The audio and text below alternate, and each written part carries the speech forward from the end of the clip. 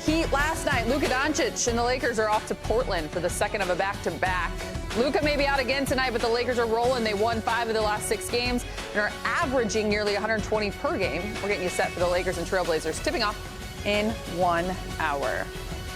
As we say hello and welcome to Access Sportsnet Lakers, brought to you by Mercury Insurance. I'm Allie Clifton alongside the Hall of Famer, Big Game James Worthy, the 7-time champ himself, Robert Horry. Big day in the city today.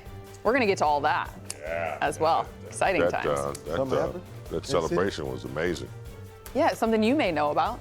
10 rings combined here on the desk. It's exciting. 7. Oh, Rob. We're actually going to begin first, though. The Lakers on the second night of a back-to-back tonight in Portland.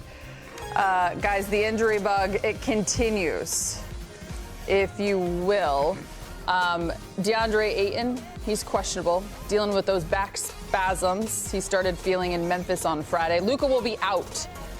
Lower left leg contusion. LeBron continues to be out, dealing with that sciatica. Austin Reeves, heard of him? He is also out tonight, dealing with right groin soreness, as well as Gabe Vincent, that has that left ankle sprain. So, before we dive into our conversation, we're going to get the latest on the Lakers and how they will approach tonight's game versus the Blazers. We're going to check in with Mike Trudell. He's joining us from Portland as we speak. Hello, Mike. Hey guys, welcome to Portland. Allie, it was already going to be a tough back-to-back, just considering the Lakers played at home last night. It's a long flight, all of that we see in the NBA every night.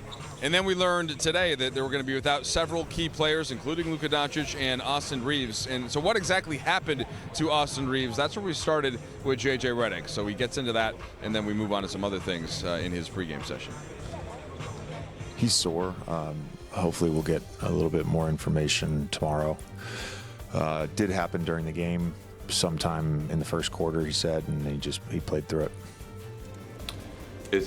I guess it's been like this, right, for pretty much every game so far this season, maybe more tonight than others, and so it feels like asking the same kind of a question. But what's the focus on a team that you just played, all the ball pressure, and not having a lot of your ball handlers tonight?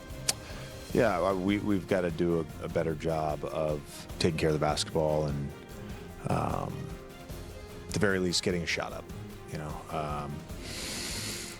I think the effort offense, which we're trending in the right direction with that. It's been a difference maker for us. I think the effort offense is going to be important again tonight. And defensively, it's a similar game to last night. They don't kind of run the same dribble drive offenses Miami, but the intent of what they're trying to do offensively is very, very similar. And so got to get back, got to set our shell, got to be physical with our square to reds. We did not do a good job of that in the first game against Portland, and then need to box out and get the rebound. If we can do that, then we can go play offense against an unset defense. But it's going to be ball handling by committee tonight, and then we'll run something. All right, so you heard JJ talk about a couple of key pieces of focus for the Lakers as they try to find some way to get a win against Portland despite all of their primary ball handlers being out, except maybe for Marcus Smart. So maybe we'll see a little bit more Jake LaRavia. I'm sure we'll see a lot of Bronny James and Dalton Connect off the bench. But Allie, uphill fight for sure with no Austin, no Luka on top of LeBron and Gabe Vincent all being out. You have your kicks with you, though, Mike, right? You can suit up. I don't think that is going to help the team a lot, but I am available to do my typical job. I'm going to try to do that well. That's all that matters. Thanks so much, Mike. We appreciate it. You guys were just kind of hyping this conversation, if you will, just the injuries and the amount of guys that are out. At the end of the day, when you look at it from a standpoint, I guess, the Lakers keeping the big picture in mind, the workloads for guys like Luka and Austin in particular. They are finishing a stretch of, this would be the 6th game in 9 days, so you can make some sense of it. Well, I know that if there are like nagging injuries, contusions and things of that nature, sore groins, you don't want to push it. Rob will explain his theory that we talked about, but I think that, you know, if you just don't want to take a chance, it has been, like you said, 6 out of 9, and it's early, and I'm just assuming they just want to be safe and not push it, you know, at a back-to-back game. And the groin that JJ just mentioned, Austin tweaked in the first quarter last night, but played through. Yeah, I think one of the things when you have a groin injury, I've torn my groin in college, and it's really hard the second day. You know, you still have the adrenaline, you still have it when it's warmed up, so you can manage that in the game. But once you lay down, sit there, and just start to tighten up, swell up, and all these other things, it's really hard to get it mobile again. So I think the best thing for AR, because, you know, it's not like AR plays a up and down game, you know, north-south. He's north-south, east-west, southwest, southeast, all these. He's all over the place. Is that a shout-out to Southwest? I'm just kidding. No. No, we're not united like that. But we just, you know, we go up and down. But I think this is the best thing because you look at his load has been a lot. He's been playing a lot of minutes. You know, he had to take over for, you know, Luka, had to take over for LeBron. So I think for him, you know, this is very unusual for a guy to play this many minutes early in the season. So I think he needed this rest. I hate to say it because, you know, I really, really hate load management. Yeah, you do. And I don't think anyone can disagree with that. Having said that, we talked about it last week, big game, because unfortunately, even though we're 7 games in, this is not anything new for the Lakers here early on. Because as JJ will tell you, it's still another opportunity. Next man up.